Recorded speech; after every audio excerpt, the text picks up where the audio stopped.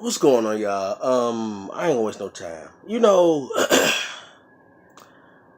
I have heard some pretty interesting stories before. Some confusing, perplexing stories, some heartbreaking stories, some just stories that just make you think about what in the right WTF. But has this is by far, so far, the craziest story I've ever heard. I'm on Instagram on my timeline, scrolling down, just social media surfing, and I see this meme, right?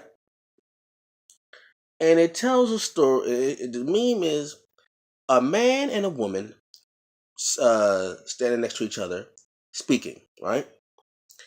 And the caption reads, "Raper, yes, raper and rapist come together or reunite to share their story." Remember, say it again. Raper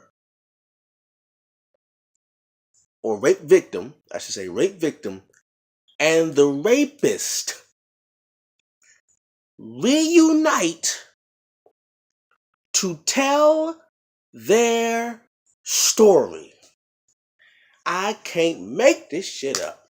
Pardon my language, but this just... So, when I saw this, I said to myself, this can't be real. There's no way this can be real. So what did I do? Like any other person would do. I looked it up. So I typed in raper and rapist work together. And sure enough, it's real.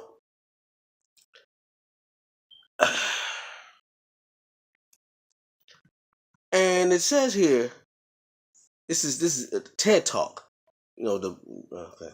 It says a rape survivor and her rapist have reunited to tell their story together.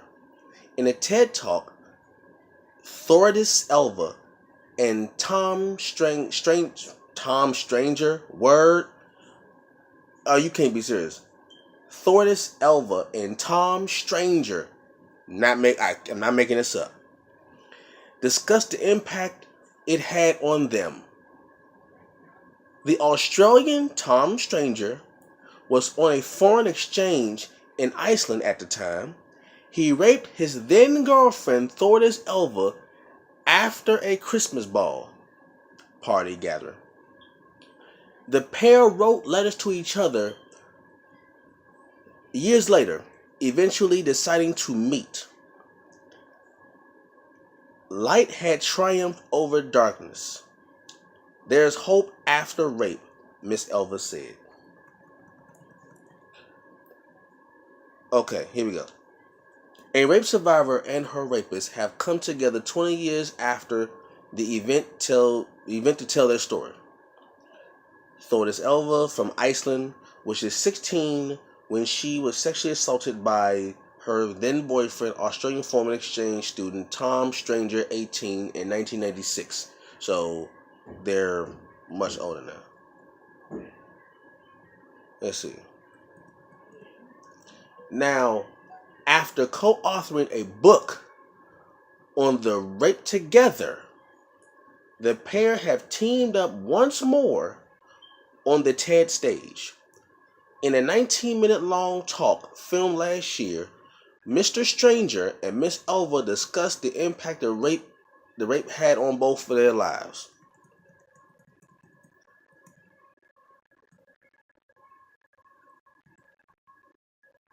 The pair had been dating for a month or so when the assault took place in Miss Elva's home after the school's Christmas ball. Miss Elva had tried rum for the first time.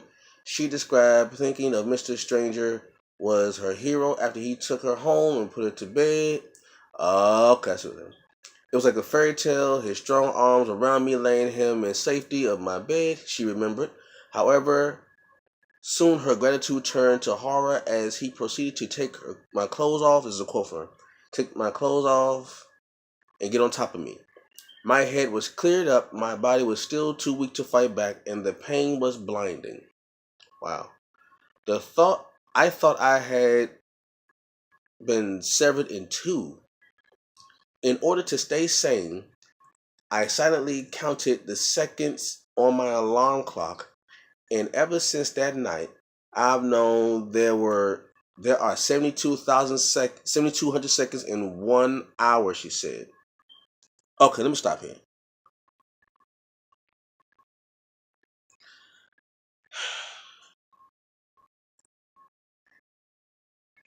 That couldn't have been me. That couldn't have been me. That couldn't have been me. Play this. I have siblings. I have siblings. I have sisters. I have brothers and sisters. I have sisters. I'm gonna tell you right now. Now, this happened in '96. Things have changed a lot, but here's the thing. Things were different back then. But let me explain something. If I ever, ever find out that someone raped my sister, I don't care if it's a boyfriend, I don't care who this person is.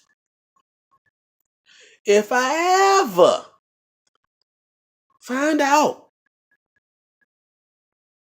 if what's her name? Elva? What's her name? If Elva was my sister or my daughter, first of all, where Elva's daddy at? That's what I want to know. Where Elva daddy at? I know they in Iceland. I know some Iceland, different country, different social norms, all that. But this one thing I know about that's worldwide. One thing I know that's worldwide. I don't care if you're in Iceland, America, Australia, Japan, Korea, Afghanistan, Great Britain. I don't care where you are in the world.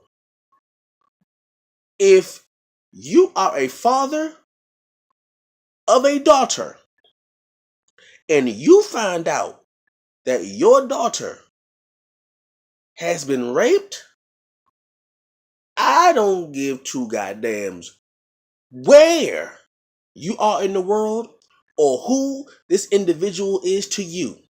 If the father, man, I'm sorry. I'm sorry. Every time I see it, if that was my daughter, every time I saw him, it's on sight. Every time I saw him, it's on sight. If you wave and say ha, if you go like this and wave, you better not do like this. You better even put this sign up to my daughter. You better not do this to my daughter. You better not say hi, salutations, buenos dias, hola, sawadi, bonjour. You better not say. How do you say hello in Iceland? In Icelandic language, I don't know how you say it, but nah. And then to meet up with your rapist, to talk about it and write a book about it, man, shit. Oh man. When I first heard this, I didn't believe it was real. Because now I will be the first to admit, I don't like this. I don't know what's going on. I didn't hear the story, all that stuff. I'm just reading the article. But based off of what she said, you see, said that it was drinking involved. I don't care if it's drinking involved, because in '96, you ain't hear a lot about it. But even in '96, I was around in 1996. They had date rape in '96. You had taking advantage of a girl when drinking. That's why I don't do that drinking stuff. That's why I stay away from that drinking. Because when you are intoxicated, you don't know, you're not fully aware of your words and your actions. So you may say something or do something, whether you're male or female. You may say something or do something that you normally wouldn't do if you were sober, and you can be in a position or situation that is not cool. See, here's the thing. See, me personally, one of the reasons why I don't drink, one of the reasons why I don't drink or I don't smoke, I've never took a drink in my life. I never smoked anything in my life. One of the reasons is I never ever want to be to a point where I am not fully aware of my surroundings. Now I know when it comes to drinking, it kind of shuts down the parts of the brain that deals with, that just kind of like releases all inhibition.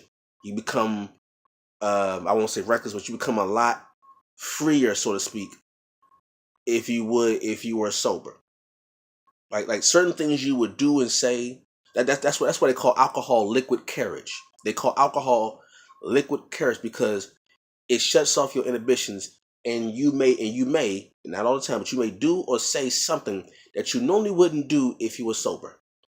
And me personally, I never want to be in a position, nor do I want someone around me to be in a position where they do something or say something that they normally wouldn't say if they were sober, and then when they do sober up, you have this whole story about what happened, what happened to who, and who did what, or who said what, and then you may say something or do something that you may be intoxicated, but you may have done something that you cannot take back.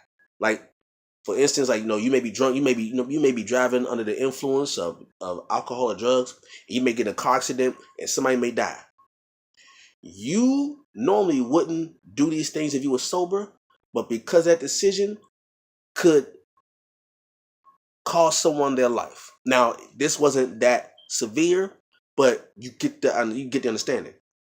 When it comes to drugs, because alcohol is a drug, when it comes to drugs and sex, that's even more dicey. Even more dicey. Because the act of sex already has your brain going berserk because of the chemicals, the chemical signals, and the electrical synapses firing and everything, and your adrenaline is flowing and your oxytocin levels are going up, and you are in a state of euphoria. And when you are in that particular state, it is equivalent to being drunk, because you are doing and saying things you probably wouldn't normally do in normal circumstances. So then you add alcohol on top of that, which doubles it. And I've always been taught this, and I believe this anyway. If a man is with, if a boy's with a girl, man's with a woman, if a male and female are together in the same room, and there's alcohol involved, and there is a sexual tension between the two, and there's alcohol involved, to be on the safe side, even in 1996, you gotta be careful with that. Now, had this incident happened in 2018, oh, he wouldn't have made it. But this is what, 20 years, 26 years this incident happened. They were 18 and 16, high school. They were high school. It's just it's first of all, you can't come to me and say my daughter has been raped and I just sit around. Oh, nah. I'm gonna find your boy. I'm gonna find your boy, and we're gonna have a conversation with no words. If you catch my meaning, we're gonna have a conversation with no words, and then like there are certain crimes that to me a one-way ticket. Rape is one of them. Like just men, boys, teenage boys, old men, the male gender. Let me tell you, we just hit you or something. Leave sex and alcohol separate. Leave it alone. No, sorry. Leave drugs, because like I said, alcohol is a drug. When it comes to sex and drugs, leave it alone. Leave it alone. This is just another situation of drugs and alcohol, drugs and sex coming together, and no, because there are plenty of times where the young lady may want to have sex, but she's intoxicated, and then when she sobers up, it switches. Stop right there. The moment you hear no, stop. The moment you hear no, stop. And just for real, just first of all, you don't need alcohol to have a good time. I'm not trying to cite the fun police or anything, but you don't need alcohol to have fun. You don't. And because it can lead to this. It can lead to this. Like, did he go to jail? Did he get arrested? Did he get arrested? Or something? Like, I ain't reading about him getting arrested. Nothing. Like I said, but it's a different country. It's a different time period in a different country. This is not 1996 United States of America. This is 1996 Iceland. So we don't know what Iceland. We in America don't know what Iceland was like in 1996. So I go that far as that. But speaking for me personally, can't be my daughter. You ain't gonna see that boy again. He not gonna be around to make it to 2000 to a TED talk with my daughter. He's not gonna be able to make it to a TED talk standing next to my daughter after that. No. You can forgive him in private. You better go to church and pray about it. But he ain't gonna stand next to my daughter and come together and write a book about him raping my daughter. That's equivalent to the O.J. Simpson book, If I Had Done It. Nigga, are you crazy? You rape somebody, and then you two come together to write a book about how he raped you? Man, you don't get the... Man, go ahead, man. I catch y'all later. Let me know what you all thought about this. This is a real story. I thought it was fake. It's a real story. Let me know what y'all think about it. Write in the comment section. Tell me what you think about it.